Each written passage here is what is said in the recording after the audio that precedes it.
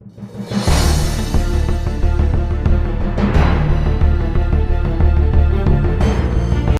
Friends, welcome to AS Times. Friends, రాష్ట్రంలో ఉండే వీరందరి ఖాతాలకు రాష్ట్ర ప్రభుత్వం వారు డబ్బులనైతే విడుదల చేయనున్నట్లు మనకు అప్డేట్ అయితే రావడం జరిగిందండి. సో అది ఏ తేదీన డబ్బులను వారి అకౌంట్లలో జమ చేస్తున్నారు, ఎవరి ఖాతాలకు డబ్బులు జమ చేయనున్నారు, సో దానికి సంబంధించినటువంటి పూర్తి వివరాలు మనం ఈ వీడియోలో తెలుసుకుందాము. ఈ వీడియోలోకి వెళ్ళే ముందు ఒక చిన్న రిక్వెస్ట్ ఫ్రెండ్స్, ఈ వీడియోని ఎక్కడ స్కిప్ చేయకుండా పూర్తిగా చూడండి. అలాగే ఈ వీడియో నచ్చినట్లయితే కంపల్సరీ లైక్ చేసి మన ఛానల్ని సబ్స్క్రైబ్ చేసుకొని ఫాలో అవుతుండండి.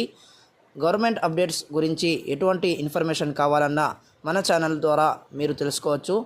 సో ముందుగా రాష్ట్రంలో ఎవరైతే 45 ఏళ్ల నుంచి 60 ఏళ్లలోపు వయస్సు గల మహిళలు వైఎస్ఆర్ చేయూత పథకం కోసం ఎదురు చూస్తున్నారో వారికి రాష్ట్ర ప్రభుత్వం వారు శుభవార్త చెప్పడం జరిగిందండి. సో రాష్ట్ర ప్రభుత్వం వారు ఈ నెల ఫిబ్రవరి 5వ తారీఖున వైఎస్ఆర్ చేయూతకు సంబంధించినటువంటి డబ్బులను విడుదల చేస్తున్నట్లు మనకు ముందు అప్డేట్ అయితే ఇవ్వడం జరిగింది.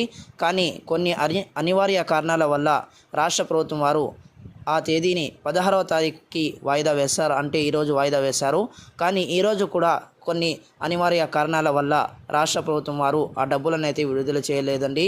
కానీ ఒక అప్డేట్ అయితే మనకు ఇవ్వడం జరిగింది. సో ఈ డేట్లో కంపల్సరీగా వేస్తామని రాష్ట్ర ప్రభుత్వం వారు చెబుతున్నారండి.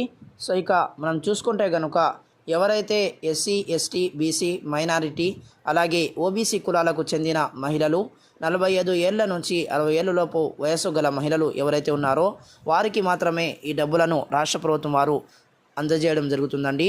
సో వైఎస్ఆర్ చేయూతకు సంబంధించినటువంటి 4వ విడత అమౌంట్ను అయితే రాష్ట్ర ప్రభుత్వం వారు ఈ నెల 21వ తారీఖున అమౌంట్ను విడుదల చేయనున్నట్లు మనకు అప్డేట్ అయితే ఇవ్వడం జరిగిందండి. సో స్క్రీన్ మీద మీరు చూసుకోవచ్చు, ఆ నోటిఫికేషన్ అయితే మనకు రావడం జరిగింది.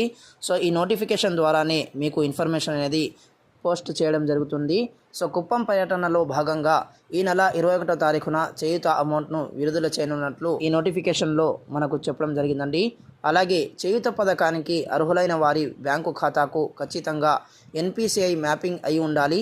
మీ ఎన్పిసిఐ మ్యాపింగ్ యాక్టివ్లో ఉందో లేదో చెక్ చేసుకోవడం కోసం నేను డిస్క్రిప్షన్లో ఒక లింక్ని అయితే ప్రొవైడ్ చేస్తాను. ఆ లింక్ ద్వారా మీ యొక్క ఆధార్ నంబర్ను మీరు ఎంటర్ చేసి ఎన్పిసిఐ మ్యాపింగ్ యాక్టివ్లో ఉందో లేదో చెక్ చేసుకోవచ్చండి. సో ఇదండి అప్డేట్. ఈ వీడియోని మర్చిపోకుండా లైక్ చేయండి, మన ఛానల్ని సబ్స్క్రైబ్ చేసుకొని ఫాలో అవుతుండండి. So thanks for watching this video. All the best.